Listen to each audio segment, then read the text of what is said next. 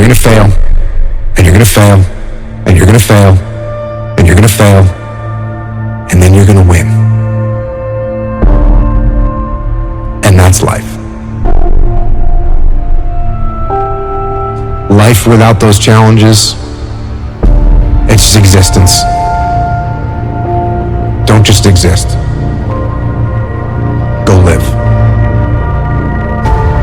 Eventually, inaction will cost you. But your default setting should be, I'm gonna do something. Just get up, move towards that challenge, and go attack it. Go do something that's hard. Struggle sucks. Depends on how you frame it. If you want freedom in your life, you have to have discipline. Move towards that challenge, whatever that challenge is. And you may be successful, and you may not be successful, but you will be better. And the next challenge, you're gonna be more prepared for. Because we're gonna have wins, we're gonna have losses. We're gonna have successes, we're gonna have failures. We're gonna have good nights, we're gonna have bad nights. We're gonna have good relationships, we're gonna have bad relationships. We're gonna have good ideas and bad ideas. We're gonna make money, we're gonna lose money. All these things are gonna happen. And if you oscillate emotionally up and down drastically, it's gonna be problematic. Embrace those emotions, but don't let those emotions embrace you. Keep pushing through things that suck. This is a very difficult thing to do because it hurts. I'm gonna go forward, I'm not gonna quit, so I'm gonna go forward, bring it on. When you talk to people that went to SEAL training that didn't make it, most of the time, it's some reason. There's a medical reason, there's a family problem. There's very few people that look at you and say, oh, I quit because it sucked, which is what happens to the vast majority of people. The vast majority of people that don't make it through SEAL training, they didn't make it through because they quit. Your excuses will destroy you and take everything that you ever wanted from you if you let them. When your excuses make you feel a little bit better about the fact that you didn't execute on what you needed to execute on, then they can make you feel better, but they're not helping you. They're not helping you at all. This went wrong, this failed, didn't accomplish this, and it's not the fault of my boss, it's not the fault of my girlfriend, it's not the fault of my parents, it's not the fault of the weather, it's my fault. And I'm gonna take ownership of it, and I'm gonna fix it. That's what extreme ownership is. Because when you look around at your life, and you look around at your job, and your financial situation, and your relationship, and your physical health, and when you look at all those things, and all the problems that you may have with those things, and you say, the reason I have all those problems is because of me, that can hurt. That can sting. And a lot of times our ego rejects that and makes excuses and lies. And then we don't have to change anything. And then nothing changes. When the excuses all go away and people can actually confront the fact that this is all because of me, it hurts, but is also unbelievably empowering. Because the more discipline you have in your life, the more freedom you will end up with.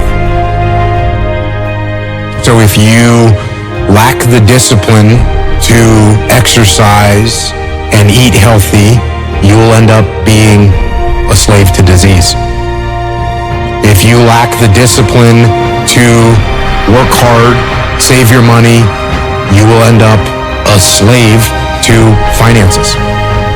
If you lack the discipline to manage your time correctly, you will end up with no free time. If you have self-discipline, if you have the discipline to save your money and work hard and invest your money properly, if you have the discipline to manage your time correctly and not waste a bunch of time, if you have the discipline to exercise and eat healthy, you will end up with freedom. And you're going to start to progress in every aspect of your life. And you'll see that if you have that kind of discipline right now, you're going to end up with freedom. If you have discipline, you will attain freedom. Go try and accomplish something that's hard. You may win, you may lose, you may succeed, you may fail. I'll tell you what, you'll be better. And if you don't have that kind of discipline, and you don't work hard, and you don't exercise, and you don't apply yourself, you're gonna end up shackled. So if you're in the woods and you don't know where to go, start walking. You've got to start walking because the perspective's not going to change. You have to start moving forward. But standing there lost and not doing anything is just waiting to die, waiting to starve to death. Don't let that happen. I think it's really important because as men, we get conflicting messages about emotion and how to express it and what that looks like. And there's a lot of men struggling right now. Every human faces challenges, and you don't know what they've been through. Suppressing them isn't going to help, and nor is letting them run your life. Because you're sad, now you're going to make a bunch of bad decisions because you're sad. No, it doesn't work like that. It doesn't work like that. You're sad, okay. You get emotional sometimes, okay. Got it. Now, get control of your emotions and carry on with your life. And sometimes you're going to get hit with those waves. And that's okay. Oh, I'm having an emotional moment right now? There's something wrong with me. No, there's nothing wrong with you. There's nothing wrong with you. The other extreme is, I'm letting my emotions run my life and I'm making a bunch of bad decisions, and my excuse is, I lost some friends, or I had this traumatic experience happen to me. That's why I'm doing. That's just an excuse. And it's a very easy excuse. Guess what? It's time to carry on. Remember, don't dwell. I'm in control. This is my life. If you are in the problem, you won't see the solution to the problem.